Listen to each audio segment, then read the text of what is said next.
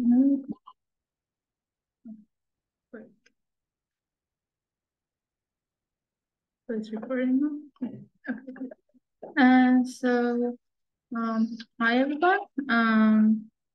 So, before I start, just mentioning that our sessions are from 4:15 to 5, so we try to wrap up the presentations in 45 minutes, so anyone who has to leave can leave after that, but we have the room from 4 to 6 p.m., so after the presentation is done or before we start, you can come sooner or leave later for further discussions and getting to know each other and talking.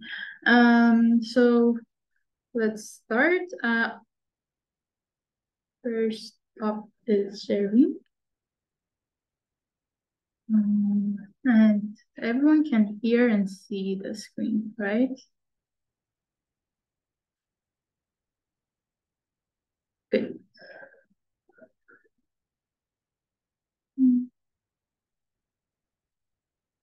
So, yeah.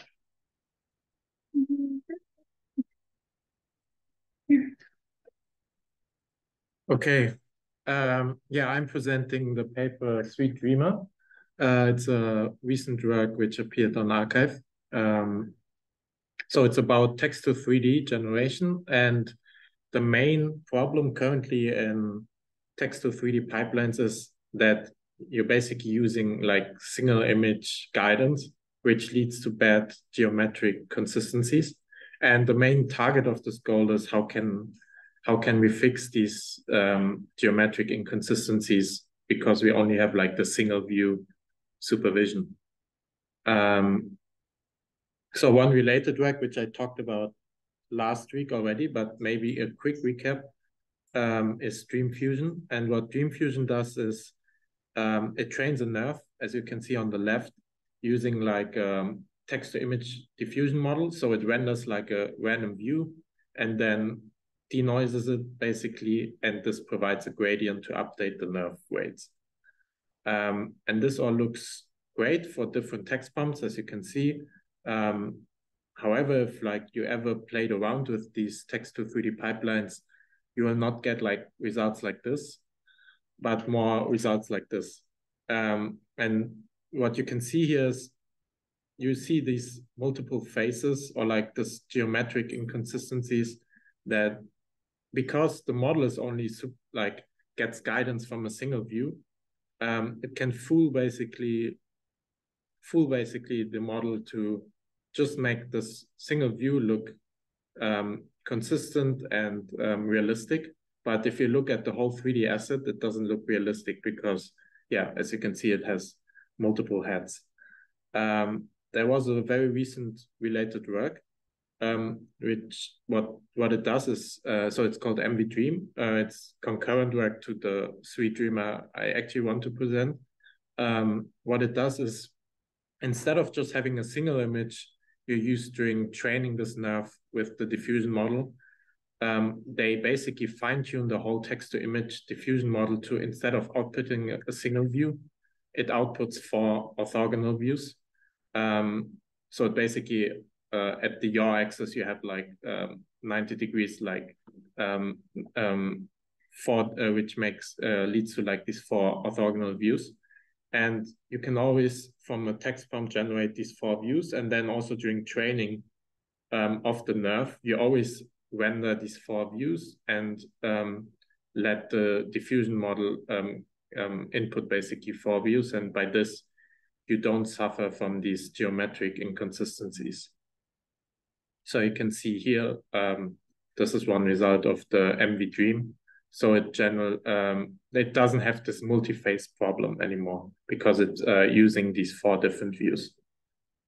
So back to the actual method, the SweetDreamer method, it's somewhat a very like similar approach, but instead of training like a diffusion model to output 4 views, it trains a separate diffusion model, which generates some sort of depth information. So on the right, you can see like the pipeline. So you have like some nerve or 3D representation. You you can pick any pipeline you want, like Diffusion or any of these follow-up works, and you get like an SDS gradient to update the nerve. But on top now, what you get is have this extra diffusion model, which provides geometric SDS loss on top of the single view SDS loss from the any pipeline you want. And how is this done? It's training this or fine-tuning this text-to-image diffusion model. Instead of outputting RGB or latent image, it outputs now some sort of depth image. So it's conditioned on camera parameters and fine-tuned on like 3D real synthetic data. So in this case, they used observers to fine-tune the text-to-image model, which is basically a copy of the stable diffusion model, but slightly adjusted to take these camera parameters and output like the depth, and fine-tune this basically on this 3D data to output this depth information. And in the end, you can basically update your nerve with a single view compared to the MVDream, where you had to always render 4 views, and have this geometric SDS loss. So you have 2 losses, which basically help to train this nerve. If you now look at the comparisons, so you can see here Diffusion or Magic 3D, all these baselines, they show that they have, for all these text prompts, these multiple phases. And if you look now on like the nerve results from the SweetDreamer and also the DMTET, which is another representation they tried it on, you can see that the geometry makes a lot more sense, and there's not anymore this multi-phase problem. Yeah, to sum up this work, or maybe we go first on the website to see the results. So you can see that, yeah, all these results don't have these multi-phase problems anymore, especially also showing on for these heads. And yeah, the geometry makes much more sense compared to the approaches which were previously didn't have any geometry guidance. Yeah, to sum up this work, so what it does is it solves like this geometric consistency problem in the text to 3D pipelines. In comparison to the concurrent work, MVDream, it doesn't use like these 4 multi-view renderings, but only uses like extra geometric SDS loss after like fine-tuning this text-to-image model to output depth on top of like only outputting an image. And yeah, so what they tackle is basically they assume that this whole multi-phase problem comes from the geometry side, but what they didn't consider is you can also have like inconsistencies from the appearance side. So they haven't really tackled this, but this could be like one extra thing to try out. Any questions about this work also? Anyone online? I have a question. Did you still use the depth field? Is it because it's easier to enforce the consistency when you only have the depth information compared to the most standard using different camera to take a shot at its 3D object? So you mean if it's easier to use depth instead of multi-view, or like? Yes, yeah.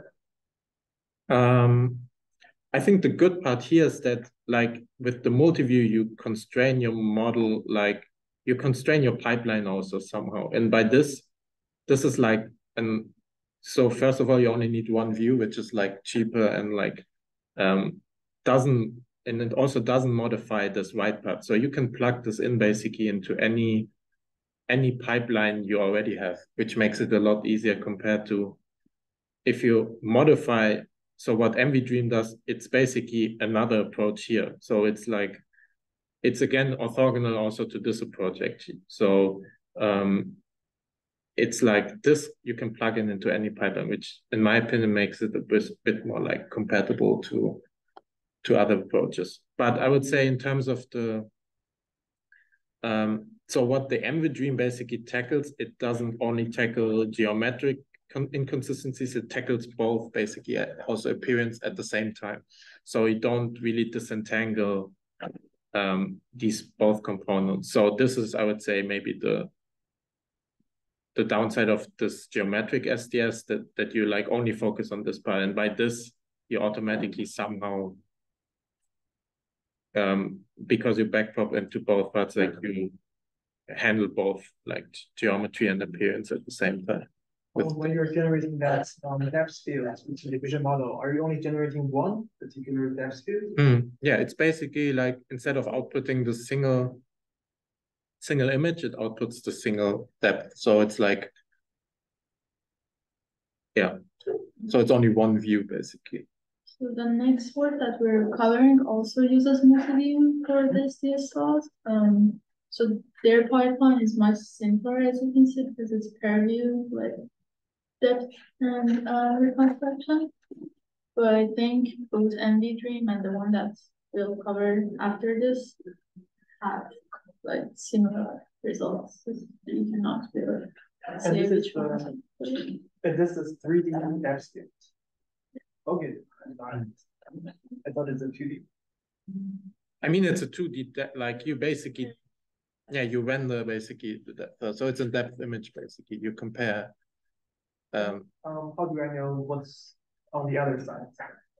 You basically, you have the nerve and you can render like directly depth image basically from the view, and then you can like basically do like a SDS gradient with like the depth you get from this fine-tuned text-to-image model and the depth you can render from your nerve representation. So you have like these two images basically.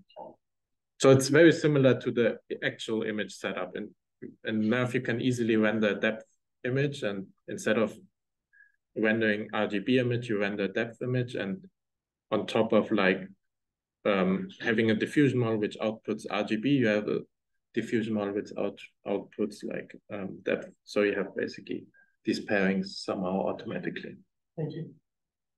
How about the textures? Can we look at the results here?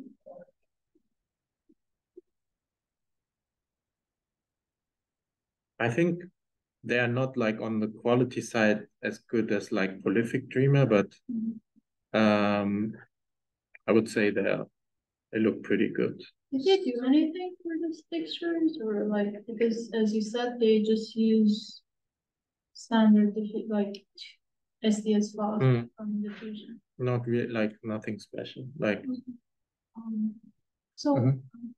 think for the 3D models, it still looks kind of bumpy. So you can still see there are some kind of high frequency bumps on top of that. Like any. Can you give an example? Like for example, like on this face, it's not really smooth. Yeah. Right? It looks smoother when you have the texture on, but when the texture is off, it's kind of bumpy. So what could be the cause for this? Maybe noisy depth estimation. I'm not sure if it only comes from. I think everything is not. Yeah. All of them is. Yeah, well, that looks.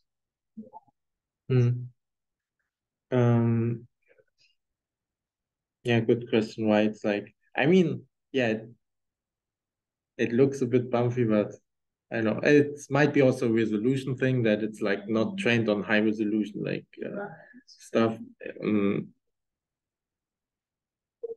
I know, like when I compare to what like the geometry and everything looked before, this looks pretty good. I would say, yeah, of course, if you compare to like specific face models which use like some sort of templates, it looks like it doesn't look good. But I would say, given that it's like generalizing across so much things, I would say it's a good like first step. But yeah, to be actually usable and like proper, it's like, yeah, of course there's a big gap to all these other lines of work. But yeah, I'm also not sure how to better improve this in the first step, the geometry like this, to make it smoother. Yeah, it's kind of interesting because they specifically fine-tune a network to output the depth information, and I would kind of assume maybe that should improve this problem a little bit. But I think one thing that they could have done to make this better is like also add putting normals. right. And in the next work, they use normals and they're smoother. Yeah, I see. Yeah. Nice. Yeah, and I think also one thing is it's always a trade-off here between like this geometry loss you have and like basically this image loss you have. And I think it's, if you could probably also focus more on this loss, but give up more on the, I mean, you could even like give up the whole appearance side and then maybe it would look better. So I think it's always some sort of trade-off between these two. So yeah.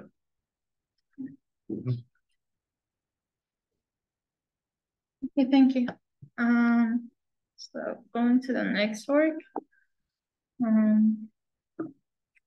So yeah, we have another diffusion model work, Dreamcraft 3D, which is hierarchical 3D generation with Bootstrapped diffusion priors. This is one of the results.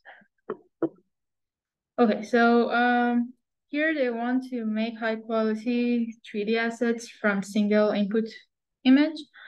And their input is a single image and the output would be a high quality mesh, textured mesh. So the challenge they're facing is mostly the same as like the previous work. They want multi-view consistency in geometry. They don't want to have the Janus problem, which was like the double-faced problem that you saw. And they don't want to have blurry or oversaturated textures that you usually get when you use the SDS loss. So here are some of the previous works in this area. So for example, this was the reference view, and I have to. Do you have a charger? I have to go get it. Okay, otherwise you can share from there. Yeah. Okay. So yes, here are some of the previous works. So you can see, given like the input frontal view, the back is kind of challenging because of the Janus problem. So for example, Make It 3D has like this double phase thing happening. Prolific Dreamer completely phased with geometry, and like Diffusion will converge to another geometry completely. Their method, yeah, we can stop sharing.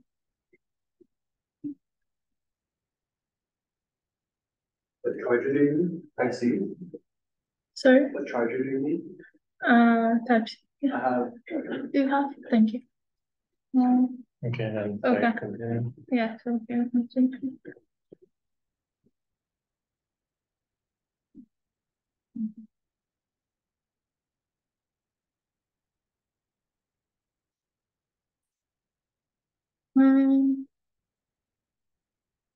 Yeah. Okay, so the method that here they use is the 3 stages of training that are done in order. At first they use a text prompt to a standard 2D diffusion model deployed to get a image. And then they use an off-the-shelf method for depth and normal estimation on the image and get the estimated normals and depths. So this is the first stage of their method. Then the actual part begins, which they start using this reference image to do geometry sculpting. So they're vision is that they have to first sculpt the geometry and perfect the geometry, and then try to fine tune, and like add details to the texture. So for the geometry sculpting part, they use a News model on an INGP structure. So News is like a surface-based rendering, and INGP is like the grid-based fastener. And optimize these three losses. So first loss is like the reference image match. So they want their nerf to match the reference image that they generated in the first step. So they have a simple reconstruction loss and a mask that just focuses on the foreground. Then they have a mask loss that tries to sparsify anything that is in the background. This mask can be rendered out of nerf wherever the opacity is 0 or it's transparent. So these two are standard losses for nerf. And then they have this depth and normal loss that further tries to use the reference image for geometry. So they use the depth and normals that they estimated from the off-the-shelf methods, and try to minimize the correlation between the estimated depth and the pseudo ground truth depth that they have through this cross correlation. And same for normal here, trying to make the normals be in the same direction. Okay. Then they have two other losses that are both SDS losses. So they're score distillation losses like Dream Fusion. The first one here is exactly the same loss from Dream Fusion. They use a deep fluid 2D diffusion model and try to guide the render, the nerf model, so that the score from the 2D diffusion model matches it well. So the rendered image comes from the distribution that the 2D diffusion model shows. So this is the normal SDS loss, but they use another SDS loss to make the geometry consistency happen. So this 3D SDS loss is the same SDS loss, but instead of using a 2D diffusion model, they use a 3D diffusion model here, especially 0, 1 to 3D. 0, 1 to 3, which is a diffusion model, which is fine-tuned on multi-view 3D data from October, yeah. So they have this 3D SDS loss that helps the 3D geometry. Other than these losses, they also apply 2 tricks to make the geometry sculpting stage go better. One is they add, so in Dream Fusion, for example, they just randomly pick views from the 360 view, the 360 view frustum. But here they start from a single view and gradually make the view frustum bigger and bigger. So it helps the convergence. And another thing is they use diffusion time step annealing. So that means that they start from bigger diffusion time steps. That means there is more noise in the input of the diffusion model.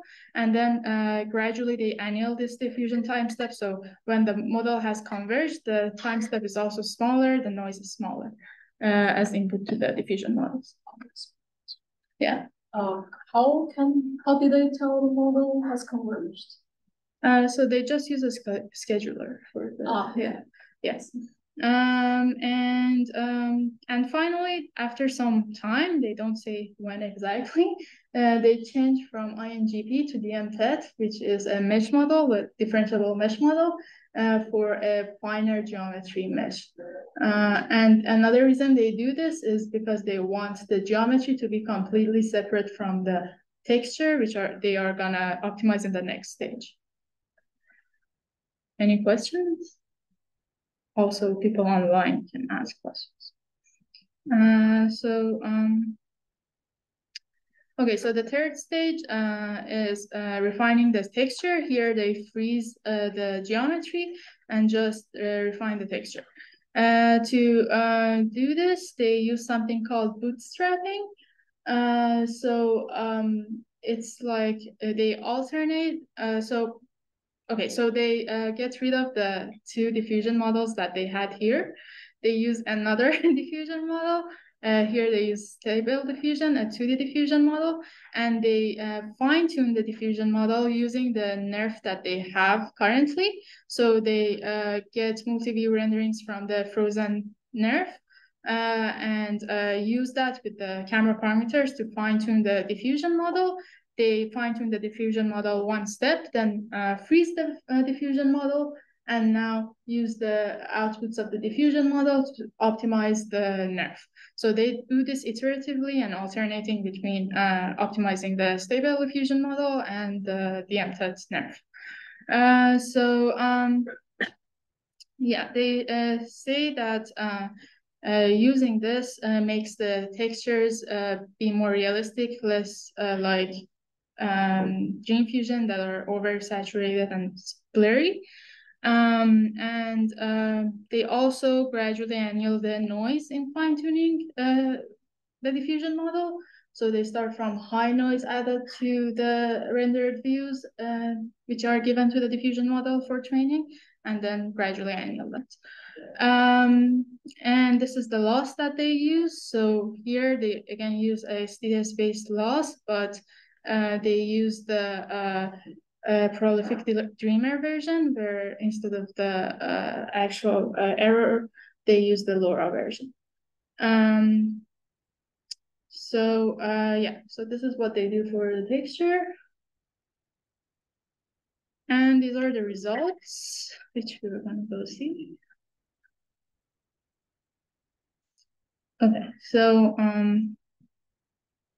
you can see it moves. So you can see they don't have the Janus problem anymore because of their 3D geometry sculpting. The textures look phenomenal to me at least. It's very good.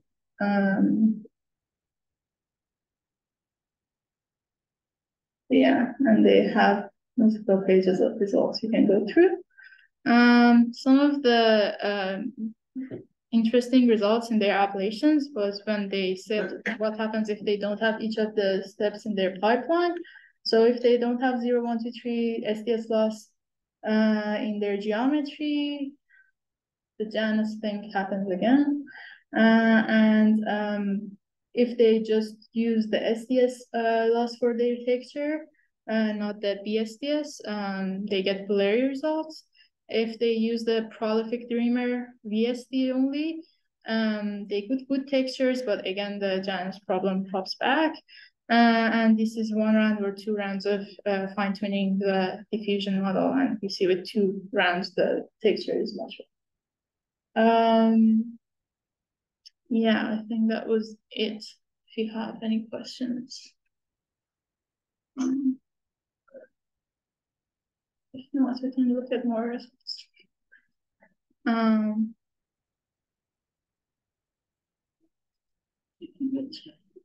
Okay. Yeah, any questions? Have they mentioned the guidance rate they're using? Yeah, so I think they said Dream Fusion should use like very high guidance, but classifier guidance, but they use lower ones, which helps them not have the blurry results. Yeah. I think from what I read, if you make that lower, then you may have blurry results, but the color will be better. But if you turn it higher, it will have sharper results, but the color is going to be oversaturated. Yeah, I think they said they made it lower, so they don't have the oversaturated problem. But when they're using the like BSD loss, they're gonna solve the problem that happens if you don't use the classifier guidance.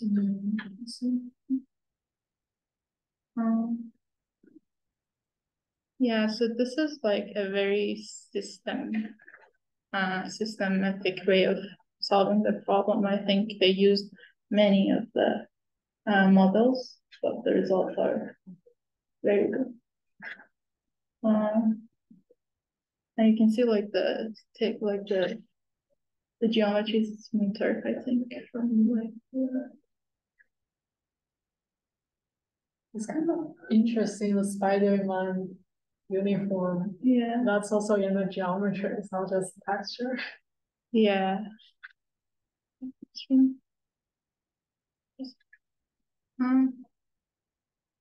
Yeah.